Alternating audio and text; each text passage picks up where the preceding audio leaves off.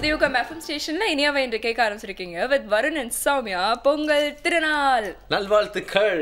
நல்வாழ்த்துக்கள். நம்மளுக்கு மட்டும் இல்ல, பார்த்துட்டு இருக்க எல்லாருக்குமே இன்னைக்கு பொங்கல் திருநாள் நல்வாழ்த்துக்கள். பாத்தீங்கன்னா எனக்கு ரொம்ப ஃபேவரட்டான பண்டிகை, எப்பவுமே பிடிச்ச பண்டிகை, மனசுக்கு பக்கத்துல இருக்க பண்டிகை பொங்கல் பண்டிகை அப்படின்னு சொல்லலாம். அதுக்கான காரணத்தையும் சொல்லுங்க. அதுக்கான காரணம் டு பி வெரி ஹானஸ்ட், சின்ன வயசுல அது நம்மளுக்கு ஒரு 4 நாள் வரக்கூடிய லீவ் அப்படின்றது மட்டும்தான் தெரியும். பட் நம்மளோட முன்னோர்கள், அதுக்கும் இருக்கிற முன்னோர்கள் எல்லாருமே கொண்டாடிட்டு இருக்க ஒரு பண்டிகை, நம்ம எல்லாருக்குமே ரொம்ப சம்பந்தப்பட்ட ஒரு பண்டிகை அப்படின்னு தெரிஞ்சவொன்னே எக்ஸ்ட்ரா லவ் வந்துருச்சு எனக்கு பொங்கல். அதாவது ஒரு யூனிக்கான ஒரு விஷயம் இருக்கு வருண்.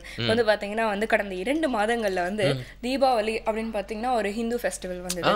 கிறிஸ்துமஸ் ரொம்ப ரீசெண்டா பாத்தீங்கன்னா கிறிஸ்டியன்ஸ்க்கான ஒரு ஃபெஸ்டிவல், முஸ்லிம்ஸ்க்கு இருக்கு. இந்த மாதிரி ஒரு மதத்துக்கும் பாத்தீங்கன்னா நிறைய ஃபெஸ்டிவல்ஸ் எல்லாம் இருக்கு. எல்லாரும் ரொம்ப விமரிசையா கொண்டாடுவாங்க. ஆனா எந்த மதமும் சம்பந்தமே இல்லாம எல்லாருமே கொண்டாடக்கூடிய ஒரு பண்டிகை அது நம்ம தமிழ்நாட்டுக்கே ஒரே ஆமா அந்த ஒரு நாட்டு பற்று அப்படிங்கிறது நம்மளுடைய தொழில் பற்று அப்படின்னு கூட இதை நம்ம சொல்லலாம். ஏன்னா நம்மளுடைய ரொம்ப பாரம்பரியமான தொழில் அப்படின்னு பாத்தீங்கன்னா அக்ரிகல்ச்சர், விவசாயம் தான் நம்ம தொன்று தொட்டு வந்த ஒரு விஷயம். அது ஒரு தொழில் சொல்றதோட நம்மளோட வாழ்க்கை முறையே அதை சார்ந்துதான் இருந்திருக்குன்னு சொல்லலாம் இல்லையா? அது ஒரு பண்பாடுன்னு சொல்லலாம், அது ஒரு கல்ச்சர்னு சொல்லலாம். இப்படி எக்கச்சக்கமான விஷயங்கள் ஒரு தொழில இருக்கு அப்படின்னா அது எவ்வளவு ஒரு மேன்மையான விஷயம் இல்லையா? கரெக்ட். ஆனா இவ்வளவு பேசுறோம், அதை பத்தி நம்மளுக்கு கொஞ்சம் கூட அவ்வளவு தெரியாது அப்படின்னு நினைக்கும் போது ரொம்ப பேடா ஃபீல் ஆகுது. சோ பொங்கல் திருநாள்ல நிறைய விஷயங்களை பத்தி நம்ம புதுசாவும் தெளிவாவும் தெரிஞ்சுக்க போறோம் அப்படின்னு சொல்லிடலாம் இல்லையா? நம்ம எல்லாரும் பாத்தீங்கன்னா ஒரே பரிமாணத்திலேயே அதை பத்தி தெரிஞ்சு வச்சிருக்கோம். ஆனா அப்படிலாம் கிடையாது, வேற பரிமாணத்துல நிறைய விஷயங்கள் இருக்கு. இன்னொரு சைடும் பார்க்கணும் அப்படிங்கிறீங்க நீங்க. அதுக்கு நம்ம எப்படி தெரிஞ்சுக்கிறது? ஒரு ஸ்பெஷல் கெஸ்ட் வேணும் இல்லையா? கண்டிப்பா அவர் வரப்போறாரு. ஒரு சூப்பரான கெஸ்ட் நம்ம கூட பேசி நிறைய விஷயங்கள் நம்மளுக்கு தெளிவுபடுத்த போறாரு வழக்கம் போல. பட் அதுக்கு முன்னாடி வழக்கம் போல ஒரு நல்ல விஷயத்தை கத்துக்க போறோம். அதுதான் முத்திரை. உடலும் உலவும் பகுதியில.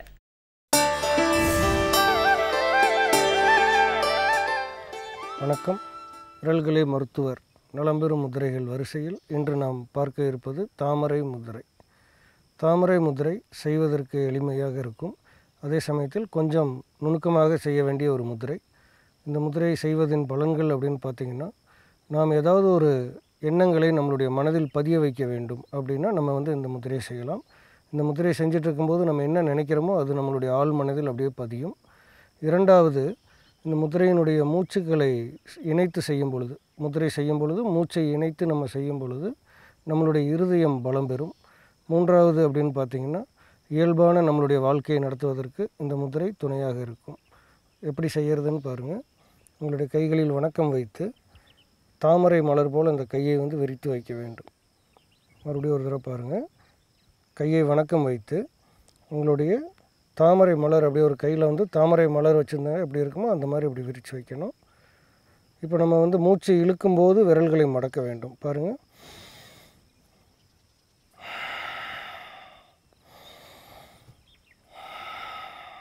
அதாவது மூச்சு இழுக்கும்போது விரல்களை மடக்கியும் மூச்சு வெளியே விடும்போது விரல்களை நீட்டியும் அப்படி நம்ம வைக்கும்போது இருதயம் பலம் பெறும். இருதயம் பலம் பெற்றுச்சுன்னா நம்மளுடைய இரத்த ஓட்டம் சீராக அமையும். இரத்த ஓட்டம் சீராக இருந்துச்சுன்னா என்றும் இளமையாக இருப்பதற்கு இது ஒரு வாய்ப்பாக அமையும். மூச்சை உள்ளே இழுக்கும்போது விரல்களை மடக்கிக்கணும், மூச்சு வெளியே விடும்போது விரல்களை நீட்டிக்கணும். இந்த முதிரை தாமரை முதிரை. பாருங்கள், இப்படி செய்யணும். இப்படி செய்யும்போது மூச்சு உள்ளே இழுக்கணும், வெளியே விடணும். இப்படி செய்யும்போது இருதயம் பலம் பெறும்.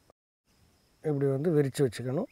விரல்கள் எல்லாம் முடிஞ்ச வரைக்கும் இப்படி கொஞ்சம் ரொம்ப இறுக்கமாக இல்லாமல் இலகுவாக இப்படி வைத்துக்கொள்ள வேண்டும். இந்த முதிரைக்கு பெயர் தாமரை முதிரை. மூச்சு உள்ளே இழுக்கும்போது விரல்களை மூடியும் மூச்சு வெளியே விடும்போது விரல்களை விரித்தும் செய்தால் நம்மளுடைய இருதயம் பலம் பெறும்.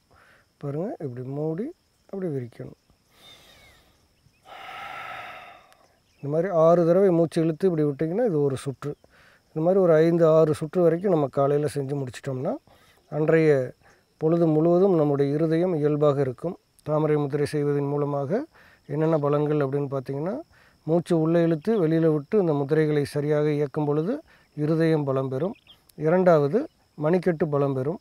ஏதாவது ஒரு சிந்தனையை, ஏதாவது ஒரு எண்ணத்தை அல்லது ஏதாவது ஒரு செயலை நாம் திரும்பவும் ஞாபகம் வைத்து கொள்ள வேண்டும் என்று விரும்பும் பொழுது கைகளில் இந்த முதிரையை வைத்து அந்த சிந்தனையை நாம் செய்தோமானால் அது ஆழ் மனதில் பதிந்துவிடும். இப்போ ஒரு உதாரணத்துக்கு நம்ம ஜனவரி 1ஆம் தேதி புது வருடப்பிறப்பு அல்லது தமிழ் வருடப்பிறப்பு அன்றைக்கி நம்ம எல்லாருமே ஏதாவது ஒரு காரியத்தை இந்த வருஷம் முழுவதும் நம்ம இதை செய்யணும் அப்படின்னு சொல்லி நம்ம மனசில் நினைப்போம். ஆனால் அந்த வருடம் முடியும் போது பார்த்திங்கன்னா எதையுமே சாதிச்சிருக்க மாட்டோம், வருஷம் மட்டும் ஓடி இருக்கும். இந்த மாதிரியான சூழ்நிலையில் நீங்கள் என்ன பண்ணலான்னா, இந்த முதிரையை வைத்து உங்களுடைய நிறைவேற்றக்கூடிய குறிக்கோள்கள் என்னென்ன இருக்குதோ அதையெல்லாம் வரிசைப்படி நீங்கள் ஒவ்வொன்றாக வாய்விட்டு சொல்லி கொண்டு வந்தீர்கள் என்றால் அது மனதில் அப்படியே பதிந்து விடும். எப்போவுமே அந்த மனதில் ஒன்று பதிஞ்சிருச்சுன்னா நம்மளை அறியாமலே இந்த உடம்பை அந்த எண்ணங்கள் இயக்க ஆரம்பித்து நம்மளுடைய காரியத்தில் நிறைவேற்றும் சக்தியை நமக்கு கொடுக்கும், நமக்கு வெற்றி கிடைக்கும். இந்த மாதிரி முதிரைகள் பழகுவதன் மூலமாக வாழ்க்கையில் நாம் ஒரு உத்வேகத்தை அடைய முடியும். மனம் சார்ந்த முதிரைகள் மூலமாக உங்கள் வாழ்க்கை இனிதாக அமைய வாழ்த்துகிறேன். நன்றி, வணக்கம். அதாவது இந்த கரும்பு சாப்பிட்றது வந்து பல்லுக்கு நல்லதுன்னு சொல்லுவாங்க. பல்லுக்கு நல்லதோ இல்லையோ, டேஸ்ட் சான்ஸே இல்லை, சூப்பராக இருக்கும் அப்படிங்கிற மாதிரி நம்ம சாப்பிடுவோம் இல்லையா? அதே மாதிரி தான் இந்த முத்திரை வந்து பண்ணுறதால நம்ம உடம்புக்கு நல்லது, மனசுக்கு நல்லது அப்படிலாம் சொல்கிறாங்க. பட் பண்ணுறதுக்கு ரொம்ப சிம்பிளாக இருக்கிறதால நம்ம வந்து ஒரு இனிஷியேட்டிவ் எடுத்து இதெல்லாம் பண்ணிட்டு இருக்கோம். சிம்பிள் அப்படிங்கிறீங்க, ஆனால் நீங்கள் ட்ரை பண்ணி பார்த்தா தான் தெரியாது, கொஞ்சம் காம்ப்ளிகேட்டடாக தான் இருக்கு. வரும் ஏன் அப்படி சொல்கிறீங்க? தெரியல வரும். நான் பண்ணுறதை பார்க்கும்போது கொஞ்சம் சிம்பிளாக இருக்கு. ஹலோ, அதுக்கப்புறம் தான் அது வந்து கொஞ்சம் காம்ப்ளிகேட்டடாக கான்சென்ட்ரேஷனோட பண்ணணும். அது அப்போ தான் உங்களுக்கு எஃபெக்ட்லாம் தெரியும். கரெக்ட். ஸோ இனிமேல் வந்து நம்ம கான்சென்ட்ரேஷனாக நிறைய விஷயங்கள் பண்ணலாம். அதுக்கு சின்ன பிரேக் எடுத்துக்கலாம், ஏன்னா சுவாரஸ்யமான பகுதிகள் காத்துட்டு இருக்கு இல்லையா? யா, உங்களுக்கு நான் முத்திரையெல்லாம் கற்றுக் கொடுக்குறேன் அந்த பிரேக்ல. புதியுகம் FM ஸ்டேஷன்ல இது இனியவை இன்று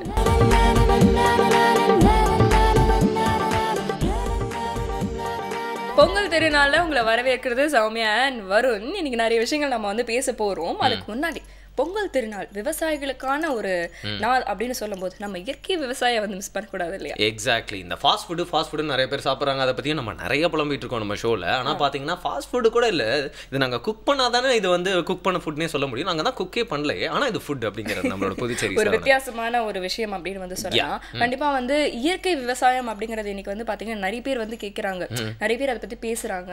இந்த விஷயம் வந்து கண்டிப்பாக வந்து எடுத்துகிட்டு வரணும். முடிஞ்ச அளவுக்கு வந்து இந்த செயற்கைத்தனத்தெல்லாம் வந்து ஒரு முற்றுப்புள்ளி வைங்கப்பான்னு நிறைய பேர் சொல்றாங்க. இயற்கை விவசாயத்தை பத்தி பேசுவாங்க. அப்புறம் அது கூட வர அவுட்கம் இருக்கு இல்லையா, இயற்கை உணவு, அதை பத்தி பேசியிருப்பாங்களே நிறைய பேர். கண்டிப்பா பேசாம எப்படியா, நம்மளோட ஷோல தான் நம்ம வந்து டெய்லி பாக்குறோம் இல்லையா? எக்ஸாக்ட்லி. பொதுவா பாத்தீங்கன்னா வந்து வயல்ல இருந்து நம்மளுக்கான ஃபுட் எல்லாம் வந்து விளைஞ்சு வருது, அது தெரியும் இல்ல. வயல்ல வேலை செய்யறவங்களுக்கு வந்து சூப்பரா வந்து அப்படியே அந்த கருவாட்டு குழம்பா இருக்கட்டும், இல்ல என்னென்ன ஒரு சாப்பாடா இருக்கட்டும், அதெல்லாம் எடுத்துட்டு போய் கொடுப்பாங்க. நிறைய படங்கள்லாம் நம்ம பார்த்துருக்கோம். பட் வயல்லே சமைக்கிறது அப்படிங்கிறது வந்து நான் இதுதான் ஃபர்ஸ்ட் டைம் பாக்குறேன். அதாவது நம்ம புதுச்சேரி சரவணன் மூலியமா தான் நான் பார்த்துருக்கேன். அந்த வகையில இன்னைக்கும் பாத்தீங்கன்னா வந்து ஒரு டிஃப்ரெண்டான டிஷ், அது சமைக்காத ஒரு டிஷ் அப்படின்னு சொல்லலாம். அவல், அதுக்கப்புறம் பழங்கள், இதெல்லாம் வச்சு வந்து ஒரு பொங்கல் செய்ய போறாரு. ஓகே, இதை வச்சு பொங்கலா? டிஃப்ரெண்டா இருக்கும், பார்க்கலாம்.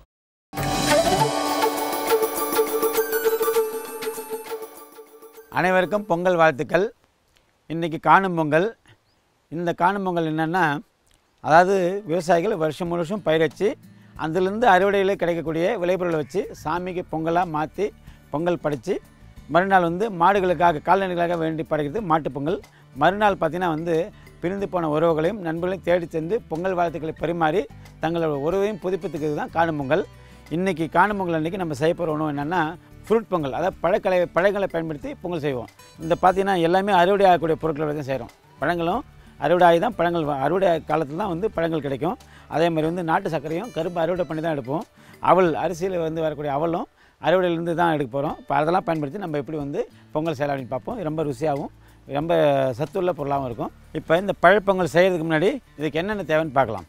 ஊற வைத்த தட்டை அவல், பைனாப்பிள் பொடியாக நறுக்கியது, பன்னீர் திராட்சை, முந்திரி பருப்பு, உலர் திராட்சை, ஆரஞ்சு பழ சுளைகள், வாழைப்பழம் பொடியாக நறுக்கியது, ஆப்பிள் பொடியாக நறுக்கியது, மாதுளம்பழ முத்துக்கள், நாட்டு சர்க்கரை. எப்படி செய்யலாம்னு பார்க்கலாம். இப்போ இதில் கொஞ்சம் தேவையான அளவு அவல் போட்டுக்கிறோம். ஊற வச்ச அவல், இதில் கொஞ்சம் நாட்டு சர்க்கரை கலந்துக்கிறோம். எவ்வளோ வந்து அவல் போடுறோமோ அதில் வந்து பாதி அளவு நாட்டு சர்க்கரை கலந்துக்கிறோம். மாதுளம்பழ முத்துக்கள் கலந்துக்கிறோம்.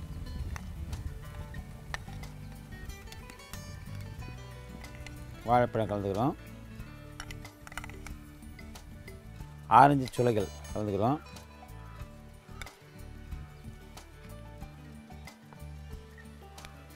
அன்னாச்சி பழத்துண்டுகள் கலந்துக்கிறோம்.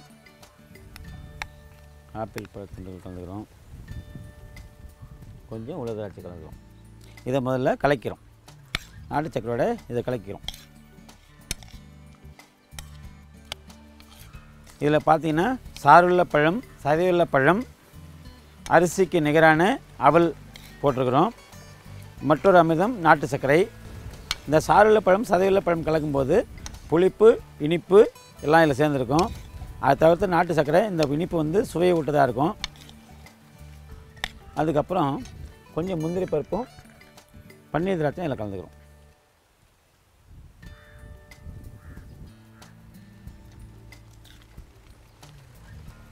திராட்சை பாதி உடையலாம், முழுசாக தான் இருக்கணும்னு எந்த அவசியம் கிடையாது. ஏன்னா முடிஞ்ச வரைக்கும் சாறு வந்து இதில் கலக்கி சாப்பிடும்போது தான் வந்து இந்த பொங்கல் வந்து ரொம்ப ருசியாகவே இருக்கும். இப்போ சுவையான பழப்பொங்கல், ஃப்ரூட் பொங்கல் தயாராக இருக்குது. இது வந்து மிகுந்த ஆற்றலை தரக்கூடிய, உடனே தயாரிக்க முடியுது, குழந்தைங்க எல்லாமே விரும்பி சாப்பிடுவாங்க. இல்லை அதிக பழங்களும் சத்துள்ள அவலும் இதில் கலந்துருக்கு. அது மட்டும் இல்லாமல் இது உடனடியாக தயாரித்து செய்யலாம். இதை தவிர்த்து இந்த பொங்கலில் இன்னொரு சிறப்பு என்னென்னா, இதில் வந்து சாறுள்ள பழம், சதையுள்ள பழம், அவல் கலந்துருக்கு. அதை தவிர்த்து நாட்டு சர்க்கரை, இது அமிர்தத்துக்கு நிகரான நாட்டு சர்க்கரை கலந்துருக்கு. ரொம்ப நல்ல உணவு. வேறு ஒரு நல்ல பசுமை உணவோட அடுத்த நிகழ்ச்சி சந்திக்கலாம். நன்றி. ஸோ எல்லார் வீட்லையும் இன்றைக்கி பொங்கல் அப்படிங்கிறனால விதவிதமாக பொங்கல் செய்ய கற்றுக்கிட்டு இருப்பாங்க, ட்ரை பண்ணியிருப்பாங்க, நிறைய பேர் செஞ்சு பக்கத்து வீட்டுக்கெலாம் கொடுத்துருப்பாங்க. பட் நம்ம இந்த ஹெல்த்தியான பொங்கலை கற்றுக்கிட்டோம் இல்லையா? இந்த ஹெல்த்தியான பொங்கலை வீட்டில் நிறைய பேர் இப்போ ட்ரை பண்ணி வந்து செஞ்சே முடிச்சிருப்பாங்க அப்படின்னு கூட நினைக்கிறேன். சொல்ல முடியாது. ரொம்ப ருசியாக இருக்கும் அப்படின்னு ரொம்ப சிம்பிளாக இருக்கு இல்லையா செய்யறதுக்கு? கரெக்ட். நீங்கள் சிம்பிளான விஷயத்தை தேடி தான் நிறைய பேர் வந்து சுற்றிட்டு இருக்காங்கன்னு சொல்லலாம். இன்ஃபேக்ட் வந்து பார்த்தீங்கன்னா வந்து இந்த பொங்கல் சமயத்தில் வந்து எனக்கு ரொம்ப பிடிச்ச விஷயம் என்ன தெரியுமா? இந்த பொங்கல் பொங்கும் போது பொங்கலோ பொங்கல் அப்படின்னுவாங்க பார்த்தீங்களா? அது கூட அந்த டைமில் தான் சொல்லணும், நிறைய பேருக்கு தெரியவே தெரியாதுங்க. கரெக்டா பொங்கும்போது வந்து பொங்கலோ பொங்கல் அப்படின்னு சொல்லுவாங்க. அதுக்கப்புறம் அதை எடுத்துட்டு வந்து வச்சுட்டு சூரிய பகவானுக்கு வந்து படைப்பாங்க. இந்த மாதிரி நிறைய விஷயங்கள் வந்து ரொம்ப பாரம்பரியமா. அதே மாதிரி நிறைய பேர் வந்து வீட்டுல வெள்ளை செய்வாங்க நீங்க சொல்ற விஷயத்த. ஸோ ஒரு வீட்டுல இருந்து டக்குன்னு பொங்கலோ பொங்கல் கேட்கும், இன்னொரு வீட்டுல இருந்து டக்குன்னு பொங்கலோ பொங்கல் கேட்கும். எப்போ பானை பொங்கி இருக்குன்னு சொல்லிட்டு அவங்களோட சவுண்ட்லதே நம்ம தெரிஞ்சுக்கலாம் இல்லையா? கொஞ்சம் டிஃப்ரெண்டா இருக்கும். கண்டிப்பா. இதெல்லாம் இந்த மாதிரி ஒரு ஆம்பியன்ஸ்ல வந்து நம்ம வந்து வாழணும் அப்படின்னா நாமளும் வந்து இந்த மாதிரியான விஷயங்கள்லாம் ஃபாலோ பண்ணணும். ஓகே, நீங்க யோசிச்சு பாருங்களேன். இப்போ சிட்டியில் ஃபுல்லா அதெல்லாம் குறைஞ்சிருச்சு அப்படின்னு சொல்றாங்க. திருப்பி அந்த சிட்டிக்குள்ள வந்தா ஃபுல் ஃபிளெட்ஜா வந்தா எப்படி இருக்கும்? அதெல்லாம் ரொம்ப நல்லா இருக்கும். நம்ம அதை பத்தி இமேஜின் பண்ணிட்டே இருக்கலாம். ஒரு சின்ன பிரேக் எடுத்துட்டு வந்துடலாம். ஹெல்த்தியான இந்த பொங்கலை சாப்பிட்டுக்கிட்டே இந்த பிரேக்கையும் என்ஜாய் பண்ணுங்க. அதுக்கப்புறம் நம்ம ஷோ என்ஜாய் பண்ணுறதுக்கு நிறைய விஷயங்கள் இருக்கு புதிய எஃப்எம் ஸ்டேஷன்ல. இது இனியவை இன்று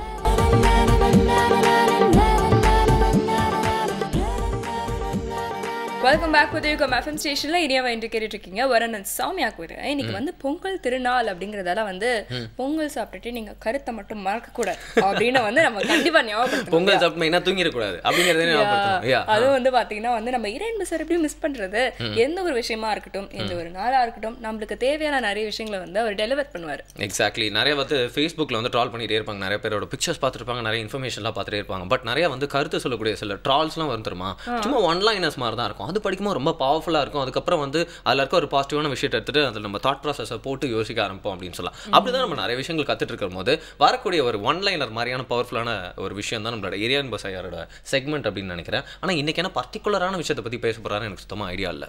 நம்ம வந்து டைம் வேஸ்ட் பண்ணாமல் பார்க்கலாம்.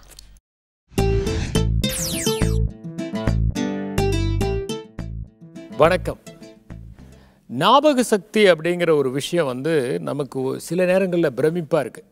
இப்போ யாராவது ஒருத்தர் ஒரு ஆண்டை பற்றியோ அல்லது வந்து பல ஆண்டுகளை வரிசையாக சொன்னாலோ அல்லது பல பெயர்களை சொன்னாலோ அல்லது வந்து பல தகவல்களை சொன்னாலோ நம்ம என்ன நினைக்கிறோம்னா, இவங்களுடைய ஞாபக சக்தி ரொம்ப அபாரமாக இருக்கே, நினைவாற்றல் அபாரமாக இருக்கே அப்படின்னு சிந்திக்கிறோம். அதுலேயும் பள்ளிக்கூடம், கல்லூரி இதில் படிக்கிறவங்க வந்து இந்த ஞாபக சக்திங்கிறது ஒரு பெரிய விஷயம். நம்முடைய தேர்வு முறையில் வந்து இந்த ஞாபக சக்தி அடிக்கடி பரிசோதிக்கப்படுறதுனால எப்படி நினைவாற்றலை மேம்படுத்தி கொள்வது. நான் எந்த காலேஜுக்கு போனாலும் அவங்க உடனே கேட்குற கேள்வியே படித்ததெல்லாம் மறந்து போகுதே அப்படின்னு கேட்பாங்க. படித்தா தானே மறக்குது, படிக்கலைன்னா மறக்காது அப்படின்னு நான் சொல்கிறது உண்டு நகைச்சுவையாக. ஆனால் உண்மை என்னென்னா, இந்த நினைவாற்றல் அப்படிங்கிறது ஒரு பெரிய ஒரு ஹெர்குலியன் டாஸ்கே கிடையாது. அது சாதாரணமாகவே நாம்ளே வந்து நம்ம ஞாபகம் வச்சுக்க முடியும். இப்போ அமெரிக்காவில் வந்து ஆண்டுதோறும் வந்து மெமரிக்கு ஒரு காம்படிஷன் வைக்கிறாங்க.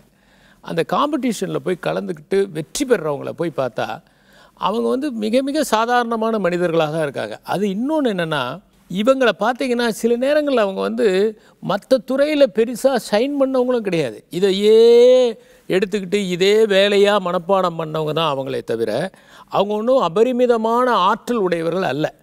அவங்க மிக சாதாரணமானவர்கள். சில நேரங்களில் பார்த்திங்கன்னா சில இதில் வந்து அவங்களுக்கு பலவீனமானவர்களாகவும் இருக்கிறார்கள்ங்கிறத கண்டுபிடிச்சிருக்காங்க. அப்போ இந்த மெமரி அப்படிங்கிற ஒரு கான்செப்ட், இதை வந்து எப்படி நாம் கை கொள்ள முடியும்? கிரேக்கத்தில் வந்து சைமோனிடஸ் அப்படின்னு ஒருத்தர் இருந்தார். அவர் ஒரு கவிஞர்.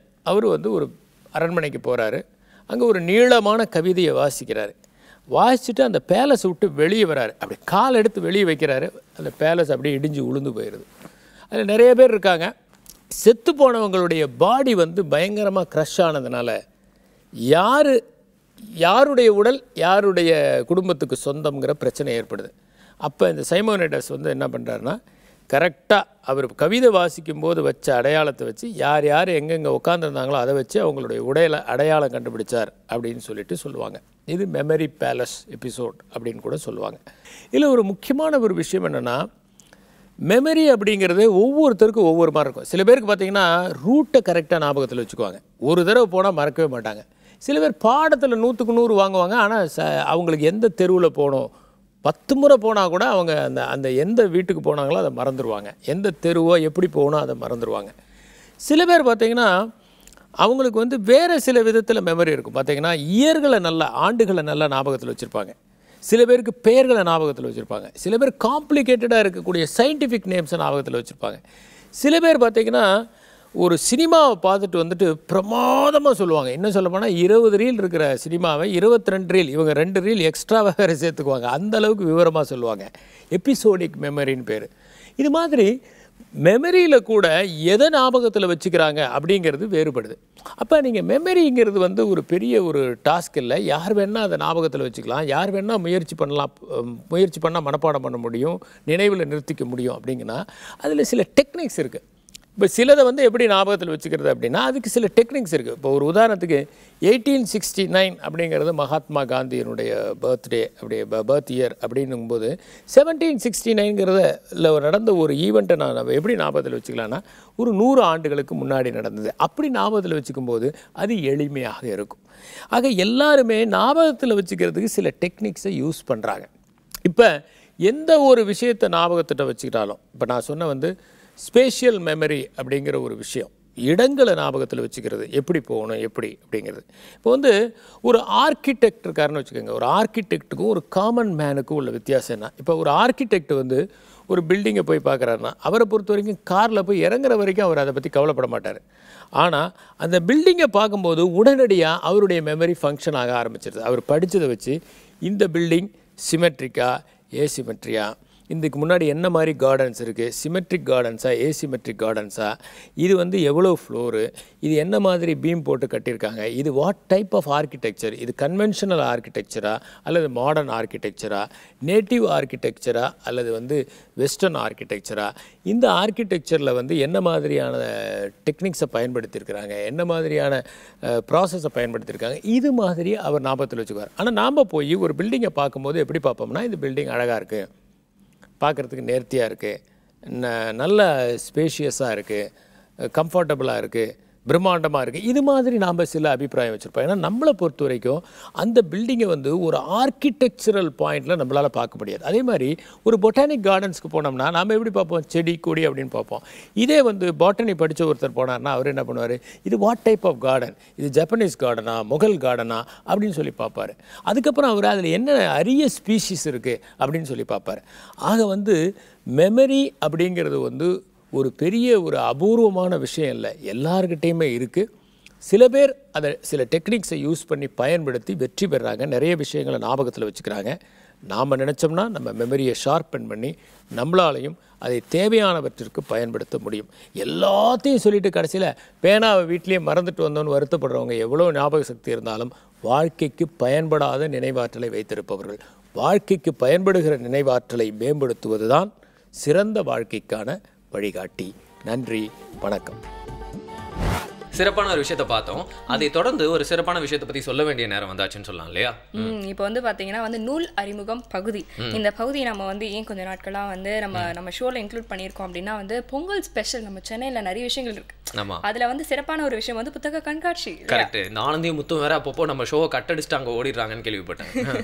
வேற நாமளும் பாத்தீங்கன்னா அந்த ஷோ கட் பண்ணிட்டுலாம் வந்து ஓட வேணாம், ஷோ முடிச்சிட்டு வந்து நிலப்பில மாதிரி வந்து போயிடலாம். அப்படிதான் வந்து பாத்தீங்கன்னா வந்து நம்ம நிறைய புத்தகத்தை வந்து இன்ட்ரோடியூஸ் பண்ணிட்டு இருக்கோம். இன்னைக்கு அப்படின்னா ஒரு ஸ்பெஷலான புக் பத்தி பேசுவோம். ஒற்றை வைக்கோல் புரட்சி அப்படிங்கிற அந்த புத்தகத்தை தான் நம்ம வந்து அறிமுகப்படுத்த போறோம். இதை எழுதினவர் வந்து மசானபு ஃபுகோகா. இவர் வந்து பாத்தீங்கன்னா ஒரு ஜப்பானீஸ் இயற்கை விவசாயி, இயற்கை வேளாண்மையில வந்து இவர் ஒரு சீர்திருத்தவாதி அப்படின்னு கூட வந்து சொல்றாங்க. இவர் எழுதின இந்த புத்தகத்தை பூவுலகின் நண்பர்கள் அமைப்பினர் இருக்காங்களே அவங்க வந்து தமிழ்ல மொழிபெயர்த்து தான் வந்து வெளியிட்டிருக்காங்க. இதோட விலை வந்து 100 ரூபாய். ஓகே, நல்ல விஷயம். ரொம்ப சீப்பா கிடைக்குது அப்படின்னா நம்ம வாங்கிடலாம். நம்மளுக்கு தான் கையிலே வர ஃப்ரீயா வர வந்துச்சு. பட் புக் ஃபேருக்கு போயிட்டு நம்ம நிறைய காசு கொடுத்தலாம் புக்லாம் வாங்க வேண்டியிருக்கு சௌமியா. கண்டிப்பா. அதுக்கு முன்னாடி பாத்தீங்கன்னா வந்து இன்னைக்கு கெஸ்ட் வந்துட்டாருங்க. அவங்க கிட்ட நம்ம வந்து வேளாண்மை சம்பந்தமா நிறைய விஷயங்கள், அதுக்கப்புறம் இன்னைக்கு வந்து பொங்கல் சம்பந்தமா நிறைய விஷயங்கள்லாம் வந்து கேட்டு தெரிஞ்சுக்க வேண்டியிருக்கு இல்லையா? பொதுவாக ஒரு விஷயத்தை இன்ட்ராஸ்பெக்டிவா பாக்குறது அப்படின்னு சொல்லுவாங்க. அதாவது மேலோட்டமா மட்டும் பாக்குறது இல்லாம இன்டென்ஸா அதோட கோர் லெவலுக்கு போயிட்டு அந்த பிரச்சனையை ஃபுல்லா புரிஞ்சுக்கிறது அப்படின்னு சொல்லுவாங்க. பொங்கல் திருநாள்லயும் பிரச்சனை எல்லாம் பேசலாம் அப்படின்னு நிறைய பேர் யோசிச்சுட்டு இருப்பாங்க. பொங்கல் திருநாள்ல இப்போ இருக்க பொங்கல் பத்தியும் விவசாயம் பத்தியும் நிறைய விஷயங்கள் நம்மளுக்கு வந்து இன்ட்ராஸ்பெக்டிவ் லெவலில் சொல்றதுக்காக கெஸ்ட் வர போறாரு. அவர்கிட்ட நம்ம நிறைய கேள்விகள்லாம் கேட்கறதுக்கு முன்னாடி ஒரு பிரேக். புதுயுகம் FM ஸ்டேஷன்ல இது இனியவை என்று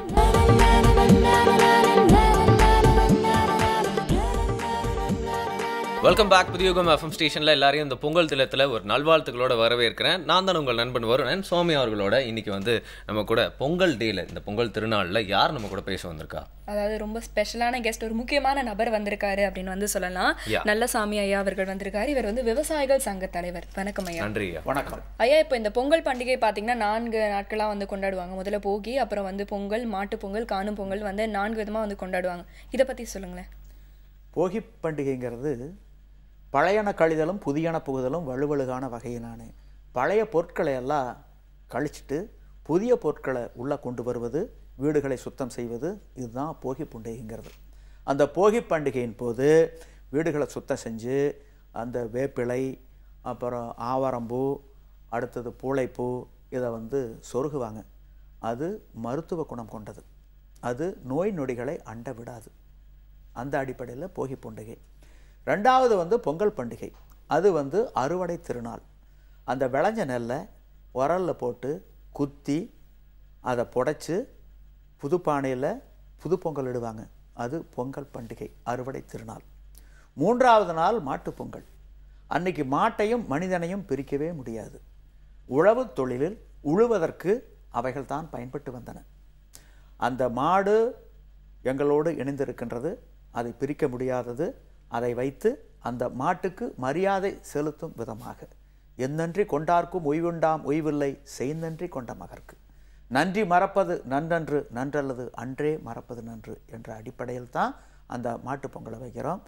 பாரதியார் சொல்லுகின்ற பொழுது, வண்டி இழுக்கும் நல்ல குதிரை, நெல் வயலை உழுது வரும் மாடு, அண்டி பிழைக்கும் நம்மை ஆடு, இவை ஆதரிக்க வேணுமடி பாப்பா என்ற அடிப்படையில் அந்த பொங்கலை வந்து நாங்கள் சிறப்பாக அந்த மாட்டை குளிப்பாட்டி அந்த மாட்டுக்கு வர்ணங்களெல்லாம் பூசி பொங்கலிட்டு அதை உணவாக அந்த மாட்டுக்கு கொடுத்து, அதற்கு பின்பு வீர விளையாட்டு ஜல்லிக்கட்டு, அடுத்து பார்த்திங்கன்னா இந்த வண்டி போட்டி நடக்கும். இந்த மாதிரி போட்டிகளை எல்லாம் நடத்துவோம். ஓகே, இந்த 4 நாளுக்கு உண்டான வித்தியாசமே தெரியாமல் இந்த 4 நாளுக்கு உண்டான ஹாலிடேஸை மட்டும் நிறைய பேர் என்ஜாய் பண்ணிட்டு இருக்காங்க அப்படின்னு சொல்லலாம்யா. ஆனால் பார்த்தீங்கன்னா வந்து இதுக்கு பேஸாக இருக்கிற, இதுக்கு முக்கியத்துவமான விஷயமா இருக்கிற உழவு தொழில், இல்லை விவசாயம், இல்லை வேளாண்மை, இப்படி கூட சொல்லலாம். இல்லை, ஆனால் அது 3த்துக்கும் வித்தியாசமாக இருக்குது அப்படிங்கிறது தோணுதுயா. ஸோ இந்த 3த்துக்கும் இருக்க வித்தியாசத்தை எங்களுக்கு வகைப்படுத்தி சொல்லுங்கள். அதாவது பொதுவாக வந்து வேளாண்மைன்னு சொல்கிறாங்க. இன்றைக்கி வேளாண் துறை, வேளாண் பல்கலைக்கழகம், வேளாண் துறை அமைச்சர், இதெல்லாம் அன்றாட நாம் இந்த சொல்ல வந்து கேள்விப்பட்டுக்கிட்டு இருக்கிறோம். ஆனால் வேளாண்மைன்னா என்ன? ஒரு அகராதி எழுத சொல்கிறாங்க. வேளாண்மைங்கிறதுக்கு என்ன எழுதுவோம்? வேளாண்மைன்னு சொன்னால் பல பேர் என்ன சொல்லுவாங்கன்னா பொதுவாக விவசாயம்னு சொல்லுவாங்க. தமிழ் ஆர்வம் உள்ளவர்கள் உழவுன்னு சொல்லுவாங்க.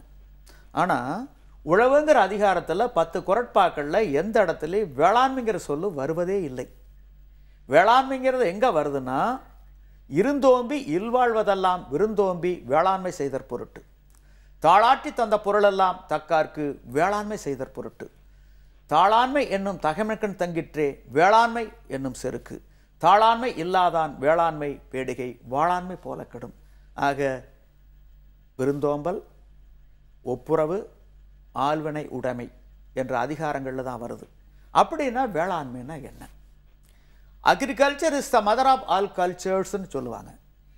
பண்பாடுகள் பலவாக இருந்தாலும் அந்த பண்பாடுகளுக்கெல்லாம் தாயான பண்பாடு உழவு தொழில். உயரிய பண்பாடாக இருக்கின்ற காரணத்தால் உலகத்தில் இருக்கக்கூடிய உயிரினங்களுக்கெல்லாம் உணவு கொடுக்கின்ற ஒரு தொழிலாக, உயரிய தொழிலாக இருக்கின்ற காரணத்தால் அந்த பண்பாடு என்ற சொல் உழவுக்கு உரித்தாக்கி போனது. அதனால தான் உழவு தொழில்னு சொல்கிறோம். ஆக இப்போ பார்த்தீங்கன்னா அந்த வேளாண்மை செய்பவர்களெல்லாம் வேளாளர்கள். வேளாண்மைன்னா இந்த பண்பாட்டுக்கு சொந்தக்காரர்கள். உயரிய பண்பாடு தான் வேளாண்மைங்கிறது. அப்போ இந்த வேளாண்மை அப்படிங்கிறதே வந்து ஒரு பண்பாட்டை குறிக்கக்கூடிய ஒரு சொல்லா அப்படிங்கிறது வந்து இன்னைக்கு நம்ம தெரிஞ்சிருக்கோம் இல்லையா? அது மட்டும் இல்லாமல் பார்த்தீங்கன்னா வந்து இதுக்கெல்லாம் முக்கியத்துவமாக விளங்குற இந்த வேளாண்மையாக இருக்கட்டும், விவசாயம் அப்படிங்கிற விஷயத்தை வந்து ஃபுல்லாக உட்கொண்டு புரிஞ்சுட்டு இந்த பண்டிகையை கொண்டாடுறவங்க எத்தனை பேர் அப்படின்னு தெரியலையா? ஏன்னா பொங்கல் அப்படின்னாலே வந்து பொங்கலுக்கு என்ன திரைப்படம் வருது, என்ன புது துணி போடலாம், இல்லை நம்ம வீட்டில் என்ன சாப்பிடலாம் அப்படின்னு யோசிக்கிறவங்க வந்து இந்த மாதிரி விஷயங்களை பற்றி தெரிஞ்சிருக்காங்களா அப்படின்னு கூட தெரியல இல்லையா? கண்டிப்பா நிறைய பேருக்கு வந்து இது வெறும் 4 நாள் வந்து லீவ் அப்படின்னு வந்து சொன்னாலும் உழவர்களுக்கு வந்து இது ரொம்ப முக்கியமான நாட்கள் அப்படின்னு சொன்னோம். வருஷமா வந்து அவங்க இந்த ஒரு 4 நாட்களுக்காக காத்துட்டு இருப்பாங்க அப்படின்னே சொல்லலாம். நம்ம எல்லாருக்குமே இந்த நாட்கள்லாம் ஒரு காலத்துல ரொம்ப முக்கியமாகவும் இன்னும் கரெக்டா நம்ம வந்து அதை என்னன்னு தெரிஞ்சு கொண்டாடிட்டு இருந்த ஒரு நாட்களாகவும் இருந்திருக்கு அப்படின்னு சொல்லலாம் இல்லையா? ஆனா இன்னைக்கு உழவர்களை, விவசாயிகளை வந்து இந்த பொங்கல் தினத்திலேயாவது வந்து மக்கள் நினைச்சு பாக்குறாங்களா, யோசிச்சு பாக்குறாங்களா? அரசாங்கம் நினைப்பதில்லை, மக்களும் இவர்களை பற்றி அக்கறை கொள்வதில்லை. இன்று விவசாயமே அழிவினுடைய விளிம்பில் நிறுத்தப்பட்டிருக்கின்றது. இன்றைக்கு விவசாயம் செய்யக்கூடிய ஒரு இளைஞனுக்கு பெண் கொடுக்க யாரும் முன் வருவதில்லை. அவனை திருமணம் செய்து கொள்ள எந்த ஒரு பெண்ணும் முன் வருவதில்லை. இதுதான் இருக்கக்கூடிய யதார்த்த நிலை. விவசாயத்தில் முதலீடு செய்வதும் இல்லை. இதற்கு என்ன காரணம்னா அரசாங்கத்தினுடைய தவறான திட்டமிடல் தான் காரணம். இந்த அரசாங்கங்கள், அது மத்திய அரசும் சரி மாநில அரசும் சரி, தொடர்ந்து விவசாயத்தை புறக்கணித்து கொண்டே வருகின்றார்கள். இறக்குமதியை கூடுதலாக்கி கொண்டு இருக்கின்றார்கள். இன்றைக்கி பார்த்தீங்கன்னா சமையல் எண்ணெய் எடுத்துக்கிட்டிங்கன்னா நம்ம நாட்டினுடைய ஆண்டு தேவை 1.9 கோடி டன். இதில் இறக்குமதி என்பது 1.18 கோடி டன். ஆக 60% சமையல் எண்ணெயை வெளிநாடுகள்லேருந்து நம்ம நாட்டுக்குள்ளே இறக்குமதி பண்ணிக்கிட்டு இருக்கிறோம். இங்கே என்ன தேங்காய் விளைவிக்க முடியாதா, இல்லை எள்ளு விளையாதா, இல்லை கடலை விளையாதா, ஆமணுக்கு விளையாதா, இல்லை கடுகு விளையாதா? ஏன் விளைவிக்க முடியாது? இறக்குமதி ஒரு தீர்வே அல்ல. ஒரு விவசாய நாட்டுக்குள்ள வேளாண் விளைபொருட்களை இறக்குமதி செய்வது என்பது ஒரு தேசிய அவமானம். அந்த அவமானத்தை தொடர்ந்து இந்த அரசாங்கம் கண்டுக்காம இறக்குமதி பண்ணிக்கிட்டு இருக்காங்க. நம்ம நாடு இலங்கை அல்ல, இஸ்ரேல் அல்ல, மிகப்பெரிய நாடு. 120 கோடி மக்களை கொண்டு இருக்கக்கூடிய ஒரு நாடு. உலக அளவில் ஒரு தட்டுப்பாடு பற்றாக்குறை வருகின்ற பொழுது எப்படி எத்தியோப்பியா, சொமாலியா போன்ற நாடுகளில் உணவு இல்லாமல் மக்கள் கொத்து கொத்தாக மடிந்து போனார்களோ அந்த சூழல் ஏற்படும். அதை உணராமல் இந்த அரசு திட்டமிட்டு கொண்டிருக்கின்றது. தவறான திட்டமிடல் காரணமாக விவசாயம் இன்று பின்னுக்கு தள்ளப்பட்டு இருக்கின்றது, அழிவினுடைய விளிம்பில் நிறுத்தப்பட்டு இருக்கின்றது. ஐயா, பொதுவாக பார்த்தீங்கன்னா பண்டிகை அப்படின்னாலே நம்ம என்ன அதில் சந்தோஷமான விஷயங்கள் வந்து பெறறோம், நம்மளுக்கு என்ன கிடைக்குது அப்படிங்கிறத வந்து நிறைய பேர் பார்ப்பாங்க. அதுதான் வந்து மனித இயல்பு அப்படின்னு சொல்லலாம். அப்படி பார்த்தா அரசு ஊழியர்களுக்கு பார்த்தீங்கன்னா சௌமியா போனஸ் அப்படின்னு ஒன்று கிடைக்குது, பொங்கல் போனஸ் எல்லாருக்கும் தெரியும். இல்லை அத்தியாவசிய காமன் மேன் அப்படின்னு சொல்லப்பட்டவனுக்கு வந்து ரேஷன் கடையில் வந்து சிறப்பான விஷயங்கள்லாம் பொங்கல் கிடைக்கும். பட் பொங்கலுக்கு யார் ஹீரோ, பொங்கலுக்கு யார் ரொம்ப முக்கியமானவங்க, அவங்களுக்கு என்ன கிடைக்குது அப்படிங்கிறது தான் என்னோட சந்தேகம். கண்டிப்பாக விவசாயிகளுக்கு வந்து இந்த பொங்கலில் வந்து என்ன கிடைக்குது? போனஸ் வந்து அரசு ஊழியர்களுக்கு கிடைக்கிற மாதிரி, சாதாரண மக்களுக்கு வந்து பரிசுகள் கிடைக்கிற மாதிரி விவசாயிகளுக்கு என்ன கிடைக்குது? விவசாயிகளுக்கு எதுவுமே கிடைப்பதில்லை. இந்த பொங்கல் திருநாளை பொறுத்த அளவில் இது ஒரு அறுவடை திருநாள். அறுவடை செய்தவர்கள் கொண்டாடக்கூடிய ஒரு திருநாள். இன்றைக்கு வந்து நாங்கள்லாம் விவசாயத்தில் ஈடுபட்டிருக்கிறோம். நாங்கள் வந்து பொங்கலை பொறுத்தளவில் பழைய முக்கியத்துவம் முற்றிலும் மாறிப்போச்சு. முன்னையெல்லாம் ஆடு மாடுகள் இருந்தது, பட்டிகள் இருந்தது. அந்த பட்டியில் தான் பொங்க வைப்போம். அந்த பட்டியில் பார்த்திங்கன்னா ஆடுகளை அடைப்போம், சுற்றி மாடுகளை கட்டியிருப்போம். அந்த பட்டிக்குள்ளே வந்து பாதுகாப்புக்கு ஒரு நாய் இருக்கும். அங்கே அந்த நெட்டைக்கால் குடிசை இருக்கும், அதில் தான் காவலுக்கு வந்து படுத்துக்குவாங்க. அங்கே தான் வந்து நாங்கள் பொங்கல் வைப்போம். இன்றைக்கி வந்து பட்டிகளே கிடையாது பல இடங்களில். ரெண்டாவது வந்து அன்றைக்கு உழைக்கக்கூடிய மாடுகள் இன்று எங்கள் கட்டுத்தரையில் இல்லை. அன்றைக்கெல்லாம் காங்காய மாடு இருந்தது. அன்றைக்கி பார்த்திங்கன்னா உழவு மாடு, கறவை மாடு, கன்றுக்குட்டிகள் இப்படி வகைப்படுத்தி மாடுகள் இருந்தது. இன்றைக்கெல்லாம் கட்டுத்தரை விட்டு அதெல்லாம் வெளியேற்றப்பட்டுச்சு. இன்றைக்கி எது இருக்குன்னா ஜெர்சி, ஃப்ரீசியன், ஹோல்ஸ்டைன் போன்ற கலப்பின பசுக்கள் தான் இருக்குது. அது பால் தான் கொடுக்கு, அது உழவுக்கு ஆகாது. அதை வச்சுக்கிட்டு ரெண்டாவது சில கட்டுத்தரையில் பார்த்திங்கன்னா அதுவும் கிடையாது. எது இருக்குன்னா டிராக்டர் நிற்கிது. அப்புறம் பூச்சி மருந்து தெளிக்கக்கூடிய அந்த கருவிகளை வச்சுருக்குறோம். அடுத்து பார்த்திங்கன்னா அறுவடை இயந்திரங்கள், மின் மோட்டார்கள், இதுதான் எங்ககிட்ட இருக்குது. இதை வச்சு தான் நாங்கள் கொண்டாடக்கூடிய ஒரு சூழலுக்கு தள்ளப்பட்டிருக்கிறோம். ஆக பொங்கல் முக்கியத்துவம் குறைந்து போய்கொண்டே இருக்கின்றது. அடுத்த தலைமுறையில் பொங்கல் இருக்குமா? இந்த ஐயப்பாடு இப்போது எழத் தொடங்கிவிட்டது. வருண் வந்து பொதுவா ஒரு விஷயம் வந்து சொல்லுவாங்க, இயற்கையை வந்து நம்ம அரவணைச்சு வாழணும் அப்படின்னு சொல்லுவாங்க. அது வந்து எனக்கு தெரிஞ்ச வரைக்கும் வந்து ஒரு தவறான ஸ்டேட்மெண்ட் அப்படின்னு சொல்லுவேன். ஏன்னா இயற்கை தான் நம்ம அரவணைச்சு வாழ்ந்துகிட்டு இருக்கு. அதை நம்ம குத்திக்கிட்டே இருந்தோம்னு வச்சுக்கோங்களேன், திருப்பி ஒரு நாள் வந்து தூக்கி போட்டுருச்சுன்னா நம்மளுக்கு வந்து போக இடம் இருக்காது அப்படின்னு தான் நினைச்சு கூட பார்க்க முடியாது. அப்போ வந்து இசைந்து வாழணும் அப்படின்னு மாத்திடலாமா? அதை இசைந்து வாழணும் அப்படிங்கறத மத்தவங்களுக்கு தொல்லை கொடுக்காம வாழணும் அப்படின்னு வந்து நம்ம வீட்டுல வந்து சொல்லி கொடுப்பாங்கல்ல, அந்த மற்றவர்கள் அப்படிங்கறத வந்து நம்ம இயற்கையும் கூட வந்து சொல்லலாம். ஏன்னா இயற்கை தான் வந்து நம்மளுடைய உற்றவர்கள் அப்படின்னு சொல்லணும் இல்லையா? எப்பயுமே வந்து நம்ம வந்து பின்னாடி திரும்பி பார்த்து சொல்லுவோம், எப்படி இருந்திருக்கான் பாரு அப்படின்னு. அதே மாதிரி நம்மளுக்கு அடுத்து வரக்கூடிய ஒரு ஜெனரேஷன் நம்மளை பார்த்து எப்படி இருக்காங்க பாரு, அவங்களுடைய தொழிலே வந்து மறந்துட்டு இருக்காங்க அப்படின்னு வந்து சொல்லிடக்கூடாது இல்லையா? மற்றவங்க மேல குற்றம் சொல்லிட்டே இருக்கிறதோட அந்த தவறு நம்மளது அப்படின்னு சொல்லி புரிஞ்சுக்கிட்டு நம்ம எப்படி இதை மாத்தலாம் அப்படின்றதான் தெரிஞ்சுக்க போறோம். ஒரு குட்டி இடைவேளைக்கு அப்புறம் பேசலாம். நிறைய கேள்விகள்லாம் இருக்கு கேட்கறதுக்கு புதியுகம் FM ஸ்டேஷன்ல. இனியவை என்று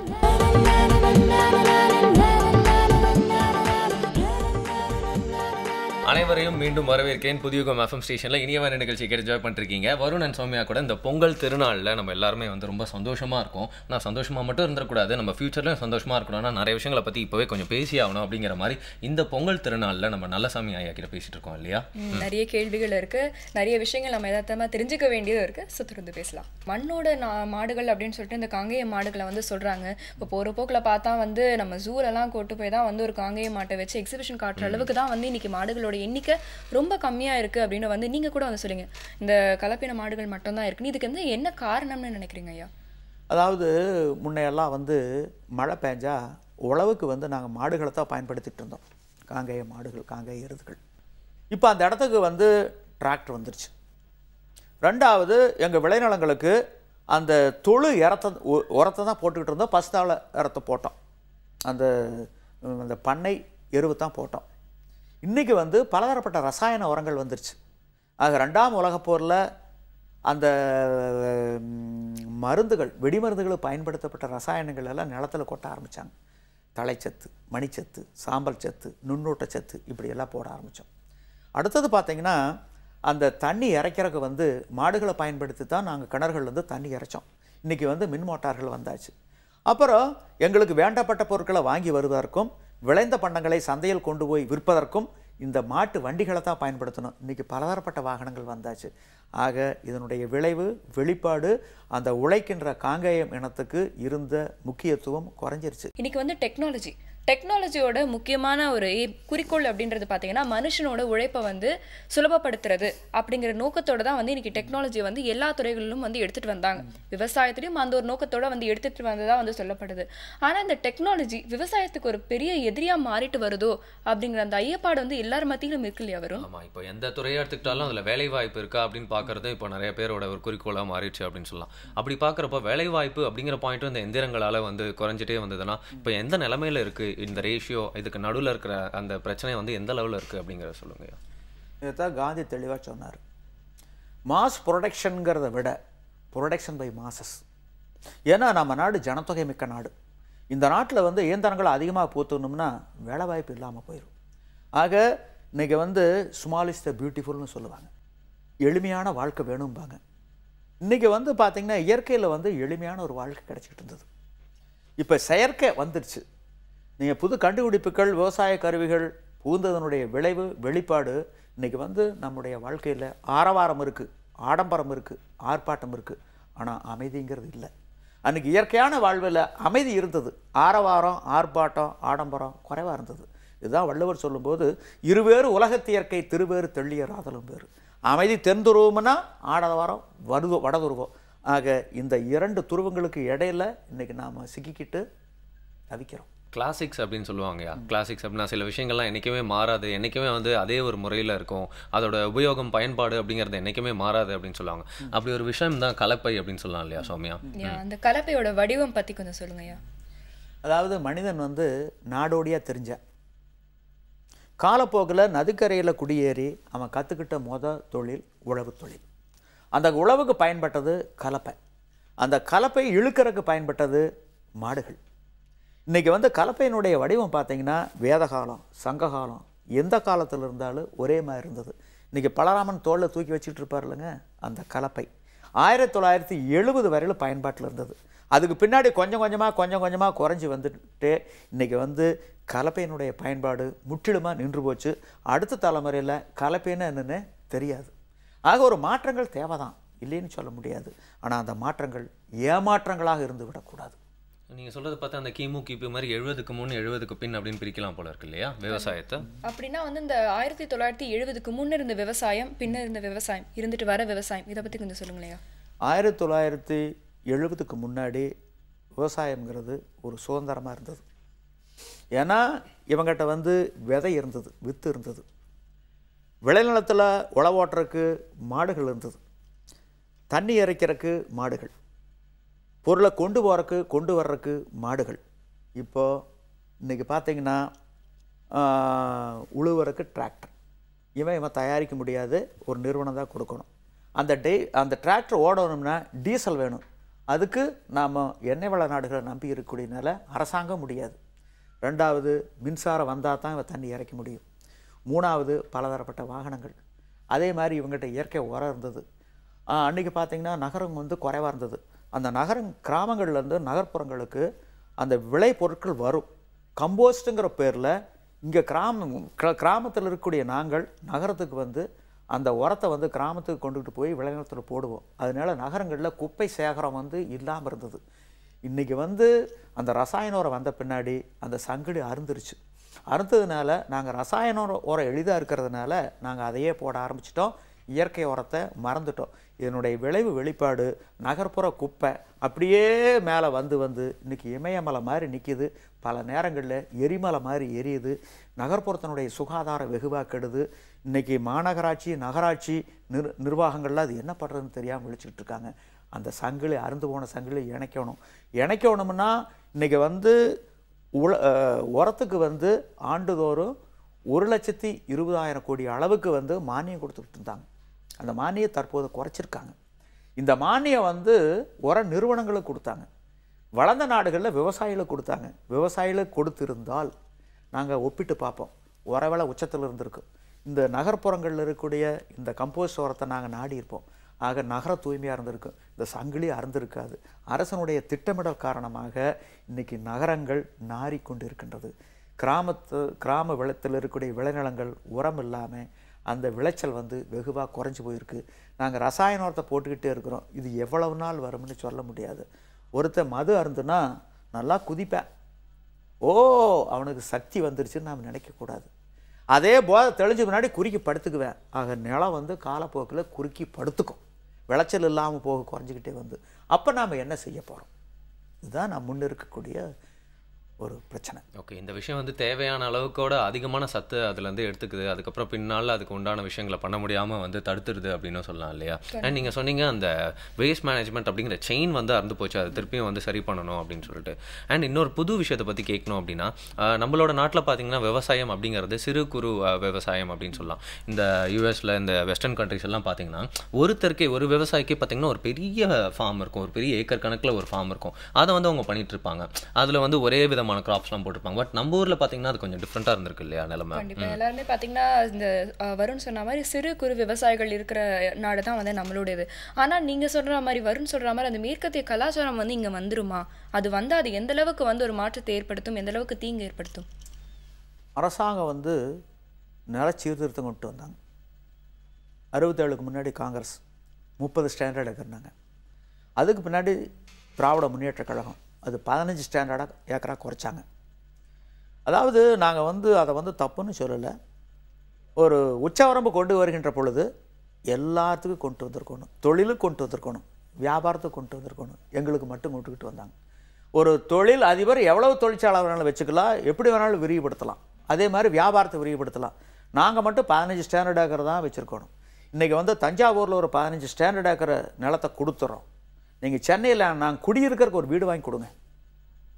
ஆக இது வந்து எப்படின்னா அரசியல் அமைப்பு சட்டம் 14வது பிரிவுக்கு முற்றிலும் முரணானது. ஈக்குவாலிட்டி பவரில் ஈக்குவல் ப்ரொடெக்ஷன் ஆஃப்லாம். நான் ஆட்டுக்கு வாழை அளந்து வச்ச மாதிரி எங்களுக்கு அளந்து வச்சுட்டாங்க. அதே நேரத்தில் மற்ற வர்க்கங்களெல்லாம் அனுமார் வாழ் மாதிரி அவங்களுடைய வாழை நீட்டிக்கிட்டே இருக்காங்க. ஆக இதை வந்து ஏற்றத்தாழ் உருவாக்கியிருக்கு. நீங்கள் சொன்ன மாதிரி இன்றைக்கி வந்து 15 ஸ்டாண்டர்ட் ஏக்கரை வச்சு அவன் வந்து டிராக்டர் வச்சுருக்க முடியாது. அவன் வந்து அந்த அறுவடை கருவிகளை வச்சுருக்க முடியாது. பொருட்களை கொண்டுட்டு வர்றதுக்கு ஒரு வாகனத்தை வச்சுக்க முடியாது. எல்லாம் வாடகை வாகனங்களை நம்பித்தான் இருக்க வேண்டியதாக இருக்குது. இல்லை எல்லாம் கூட்டுறவு முறையில் செய்யலாம்னா இன்றைக்கி கூட்டுறவுங்கன்னு ஒரு ஆரம்பித்து அதில் இடையில பார்த்தீங்கன்னா அரசனுடைய தலையீடு, குறுக்கீடு, அதிகாரிகளுடைய நியமனம் இதெல்லாம் வந்து அதையே வந்து குப்பமேடு பண்ணிடுறாங்க. இன்றைக்கி வந்து ஆவின் நிறுவனம் இருந்தது, அது எவ்வளோ சிரமப்பட்டு உருவாக்குனாங்க.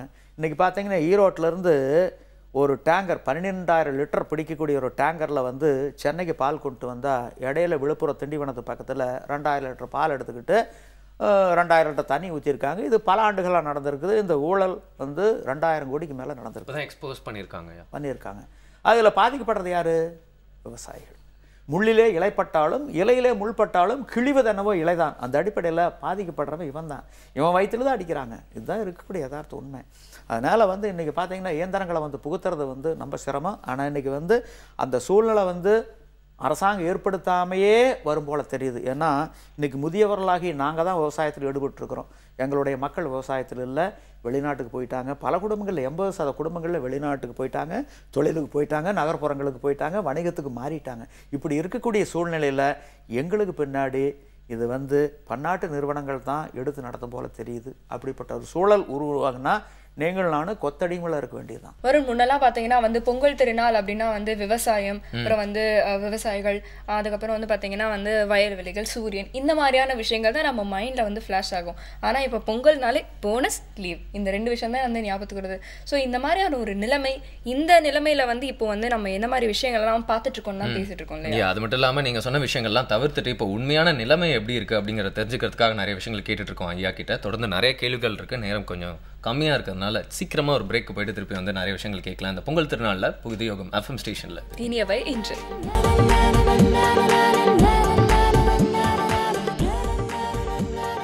Welcome back. புதியோகம் FM ஸ்டேஷனில் எல்லாருமே கேட்டு என்ஜாய் பண்ணிட்டு இருக்கிறது இனியவை என்ற நிகழ்ச்சியை. இந்த காலை வேளையில் பொங்கல் திருநாளில் உங்ககிட்ட பேசி தொகுத்து வழங்கிட்டு இருக்கிற நிகழ்ச்சியை உங்கள் best friends Varun and Soumya. இன்னைக்கு வந்து பார்த்தீங்கன்னா நிறைய விஷயங்கள் நம்ம வந்து நல்ல சாமி ஐயா கிட்ட வந்து கேட்டு தெரிஞ்சுட்டு இருக்கிறோம். அவர் வந்து விவசாய சங்க தலைவர் அப்படிங்கிறத நிறைய விஷயங்களை வந்து அவங்களுடைய பெர்ஸ்பெக்டிவ்ல இருந்து நம்மளுக்கு வந்து எக்ஸ்பிளைன் பண்ணிட்டு இருக்காரு. ஸோ தொடர்ந்து பேசலாம்.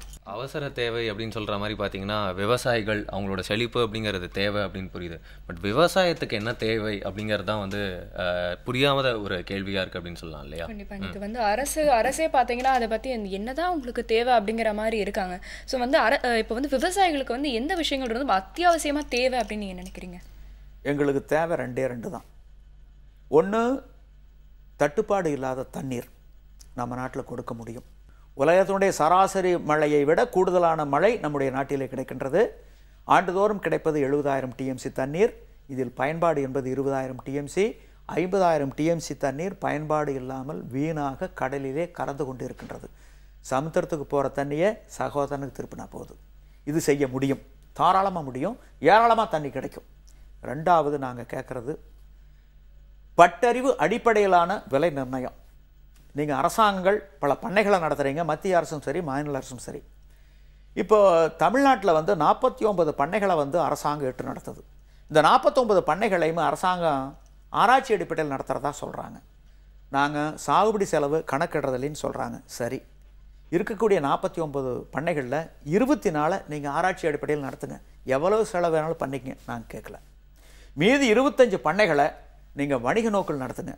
நீங்கள் அரசு அதிகாரிகளை வைத்து வேளாண் பட்டதாரிகளை அமர்த்து இந்த தொழிலாளர்களை எல்லாம் கூப்பிட்டு அந்த தொழிலாளர்களுக்கு தொழிலாளர் நல சட்டங்கள் அனைத்தும் பொருந்துவதாக இருக்கணும். இப்போது factories act, industrial dispute act, payment of wages act, minimum wages act, maternity benefit act, workman compensation act, employee state insurance act, payment of provident fund act, இத்தனை சட்டங்களுடைய நலன்களையும் பொருந்தும் விதத்தில் அந்த தொழிலாளர்களை வைத்து நீங்கள் வந்து சாகுபடி செய்யுங்க, முதலீடு போட்டு சாகுபடி செய்யுங்க. அரசுக்கு 1 குவிண்டால் நெல் சாகுபடி செய்கிறதுக்கு என்ன செலவாகுது, 1 குவிண்டால் பருத்தி எடுக்கிறதுக்கு என்ன செலவாகுது, 1 டன் கரும்பு அறுவடை செஞ்சு ஆலைக்கு கொண்டு செல்கின்ற வரை ஆகும் செலவு என்ன, 1 லிட்டர் பால் கறக்கிறதுக்கு என்ன செலவாகுது, இந்த சாகுபடி செலவை கணக்கிடுங்க. MS சுவாமிநாதன் குழு, அரசால் நியமிக்கப்பட்ட குழு, அந்த குழு 2004 அரசுக்கு பரிந்துரை செய்கின்ற பொழுது சாகுபடி செலவில் சரிபாதிய லாபமாக வச்சு அந்த லாபத்தை சாகுபடி செலவோடு சேர்த்து விலை நிர்ணயம் செய்யுங்கள்னு சொல்லியிருக்காங்க. அதை செஞ்சுருங்க. அதுக்கு பின்னாடி விவசாயிகளாகி எங்களுக்கு மானியம் வேண்டாம், சலுகைகள் வேண்டாம், இலவசம் வேண்டாம், கடன் வேண்டாம், கடன் தள்ளுபடி வேண்டாம், எங்களை தன்மானத்தோட சுயமரியாதையோட வாழ விடுங்க, எங்களை கையேந்த வைக்காதீங்க. அரசன் ஆண்ட காலத்தில் விவசாயிகிட்ட குடியானவங்கிட்ட விளைச்சல்ல 6 வரியாக கையேந்தி வாங்கி தான் ஆட்சி பண்ணேன். வெள்ளைக்கார நாட்டை ஆண்ட வரையில் அவனுக்கு கிடைச்ச பிரதான வரி நிலவரி, அதை வச்சு தான் நிர்வாகம் பண்ணேன். இன்றைக்கி நிலவரிங்கிறது ஏக்கருக்கு 2 ரூபா, அது எங்ககிட்ட வசூலிக்கிறது கிடையாது. ஒரு விவசாயி வந்து 5 ஏக்கர் வச்சுருக்காருன்னா 10 ரூபா, அதை வசூலுக்கு மோட்டர் சைக்கிள் எடுத்துக்கிட்டு போய் பெட்ரோலுக்கு கூட ஆகாதுன்னு சொல்லி அவங்களே வந்து ரசீது போட்டு கிழிச்செறிஞ்சு போட்டு 100க்கு 100 வசூல் பண்ணிட்டேன். இப்படி பொய்யான போலியான கணக்குகள்லாம் உருவாக்கப்பட்டுக்கிட்டு இருக்குது. இன்றைக்கி விளைநிலத்தை வச்சுருக்கிறது சாமானியப்பட்ட காரியம் அல்ல. இன்றைக்கி ஒரு சக்கரை நோயாளியாக இருந்தால் ஒரு 2 மாதத்துக்கு ஒருக்கா மருத்துவமனைக்கு போய் ரத்தத்தை எடுத்து சர்க்கரையினுடைய அளவை சோதித்து அதுக்கு தகுந்த மாதிரி மருந்து மாத்திரையை மாற்றிக்க வேண்டியதாக இருக்குது. அந்த மாதிரி ஒரு விளைநிலம் வச்சுருந்தா ஒரு 6 மாதத்துக்கு ஒருக்கா பதிவு அலுவலகத்துக்கு போய் அந்த வில்லங்க சான்றிதழ் வாங்கி நிலம் எங்கள் பேரில் இருக்கா இல்லை எவனாச்சும் ஆட்டையை போட்டுக்கிட்டு போயிட்டானா அப்படின்னு பார்க்க வேண்டிய ஒரு சூழலுக்கு தள்ளப்பட்டிருக்கிறோம். ஆக சட்டம் ஒழுங்கு வெகுவாக கெட்டுப்போன நிலையில் விவசாயத்தை காப்பாற்றி கொண்டுக்கிட்டு வர்றதுங்கிறது அவ்வளவு எளிதான காரியம் அல்ல. ஓகே, மாற்றத்துக்கான ஒரு நேரம் அப்படிங்கிறதுக்காக தான் ஒரு ஸ்டார்ட்டாக அது இருக்குது அப்படின்னு கூட நம்ம ஒரு பாசிட்டிவாக வச்சுக்கலாம் ஐயா. ஸோ உங்களோட பொங்கல் வாழ்த்து எல்லாருக்கும் என்னன்னு சொல்லிடுங்க ஐயா. என்னுடைய பொங்கல் வாழ்த்து என்னென்னா, செயற்கை அறிந்த கடைத்தும் உலகத்து இயற்கை அறிந்த செயல். வள்ளுவர் ஒரு தீர்க்கதரிசி. அவர் எழுதிய ஒவ்வொரு குறளும் தீர்க்க தரிசனம். அவர் சொல்கிறாரு, செயற்கை அறிந்த கடைத்தும் உலகத்து இயற்கை அறிந்து செயல். செயற்கையில் என்னதான் புதுமைகள் புரட்சிகள் புது கண்டுபிடிப்புகள் இருந்தாலும் அது உலகத்தினுடைய இயற்கைக்கு மாறுபட்டு வேறுபட்டு தெரியப்பட்டு செல்லுகின்ற பொழுது இந்த உலகம் அழியும். இப்போ பார்த்தீங்கன்னா செயற்கையில் சில நன்மைகள் இருக்குது, நான் இல்லைன்னு சொல்ல வரல, ஆனால் அதை ஜாக்கிரதையாக கையாளணும். இன்றைக்கி அணு ஆயுதம் இருக்குது, தீவிரவாதிகள் கைக்கு போகிறதுக்கு வாய்ப்பு இருக்குது. அப்படி தீவிரவாதி கைகளுக்கு போயிட்டா அந்த தீவிரவாதிகளுடைய உயிருக்கு ஆட்சிக்கு ஆபத்து வருகின்ற பொழுது வீசிடுவாங்க. அது எப்போ நடக்கும்னு சொல்ல முடியாது. அதே மாதிரி இயற்கைக்கு மாறாக போயிட்டே இருந்தோம்னா, இப்படியே பூமி சூடாகிக்கிட்டே போயிட்டு இருந்ததுன்னா ஒரு காலகட்டத்தில் இயற்கை தாங்கிக்கிட்டே இருக்கும். ஆனால் சீரக்கூடிய ஒரு காலம் வரும். அப்போ சீருனா நாம் நிற்கவே முடியாது. ஒட்டுமொத்த உலகம் ஒரு அழியக்கூடிய ஒரு நிலையில் தான் போய் நிற்கும். ஆகவே நம்ம இந்த தலைமுறையில் நாம் இருக்கிறோம்.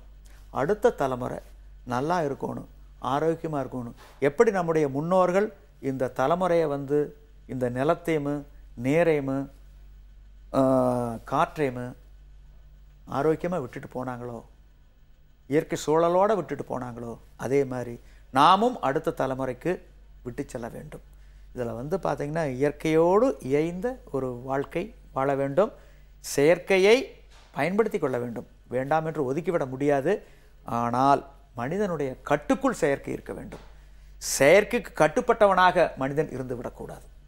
இதுதான் பொங்கல் திருநாளில் நான் விடுக்கக்கூடிய ஒரு செய்தி. பெரிய பெரிய பில்டிங்ஸ்லாம் நிற்கிறதுக்கு எப்படி ஒரு நிலம் தேவைப்படுதோ, அதாவது நம்ம காலத்தில் பார்த்தீங்கன்னா விளைநிலங்கள் தான் நிறைய தேவைப்படுது போல இருக்குது, நிறையா ஃப்ளாட்ஸ்லாம் நிற்கிறதுக்கு. அதே மாதிரி மனுஷன் என்றைக்குமே நிற்கிறதுக்கு உணவு எவ்வளோ முக்கியம் அப்படின்னு எல்லாருக்குமே தெரியும், வாழ்கிறவங்க எல்லாருக்குமே. ஸோ இந்த நாளில் அதோட முக்கியத்துவத்தை இன்னும் அதிகமாக உணர்த்தியிருக்கோம் அப்படின்னு சொல்லலாம் இல்லையா சிவமையா?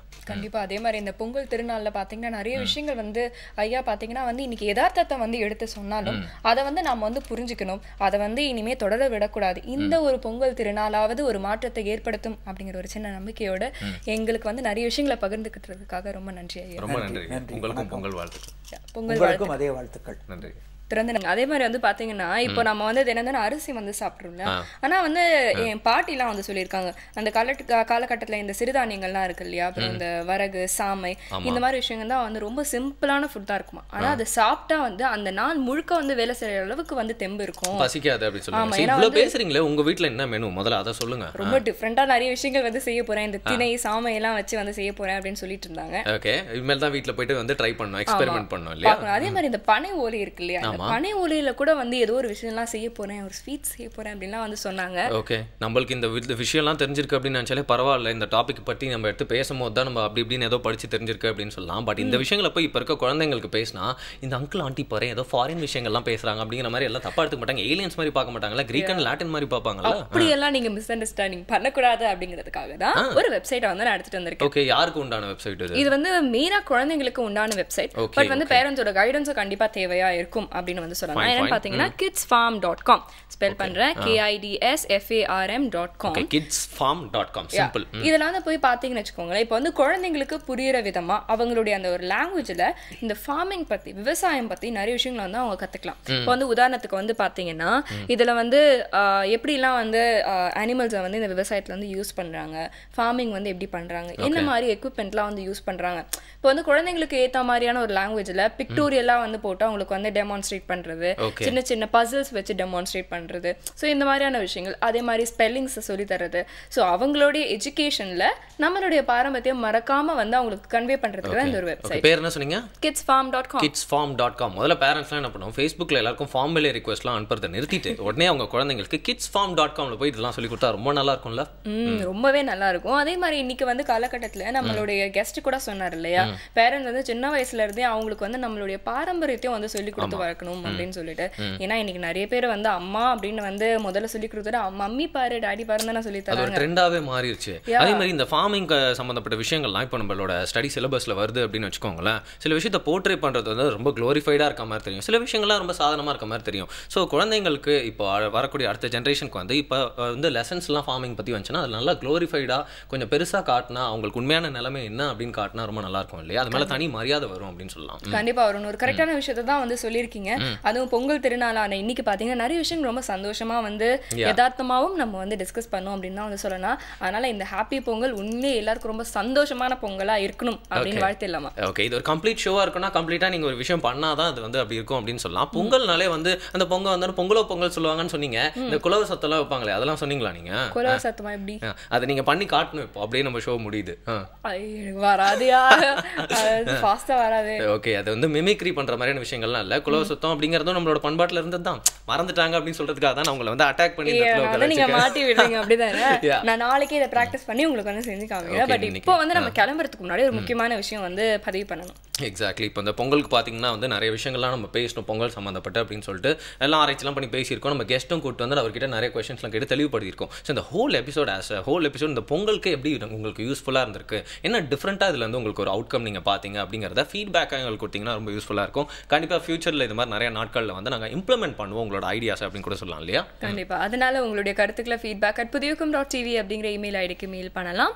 அப்படி இல்லைனா ஸ்க்ரீனில் தெரிகிற இந்த முகவரிக்கு தபால் மூலமாகவும் உங்களுடைய கருத்துக்களை அனுப்பலாம். ஓகே, பழைய விஷயங்கள்லாம் போச்சுன்னு சொல்கிறீங்க, ஏன் ஒரு பழைய முறையும் இருக்கக்கூடாதா அப்படின்னு நீங்கள் சொல்வீங்கன்னு தெரிஞ்சுதான் இந்த அட்ரஸும் போட்டிருக்கோம். இந்த அட்ரஸ்க்கு நீங்கள் உங்களோட ஃபீட்பேக்ஸ்லாம் கைப்பட எழுதி லெட்டராகவும் அனுப்பலாம் இல்லையா? அப்படி இல்லைனா வந்து டோல் ஃப்ரீ நம்பர் கூட இருக்கு, நீங்கள் கால் பண்ணி உங்களுடைய கருத்துக்களை சொல்லலாம் அப்படின்னு சொல்லிட்டு நம்ம கிளம்பி நேரம் நம்மளும் கொஞ்சம் பொங்கல்லாம் போய் கொண்டாட வேண்டியிருக்கு, நிஜமே பொங்கல் சாப்பிட வேண்டியிருக்கு. அதை பற்றி பேசிட்டே இருந்தா எப்படி அப்படிங்கிற மாதிரி நம்ம உடனே இஜெக்ட் ஆக போகிறோம். இங்கே இருந்தால் எல்லாருக்கும் ஹாப்பி பொங்கல் அப்படின்னு திருப்பியும் சொல்லிட்டு புதியுகம் FM ஸ்டேஷனில் இது இனியவை இன்று வித் சௌமியா அண்ட் வருண்.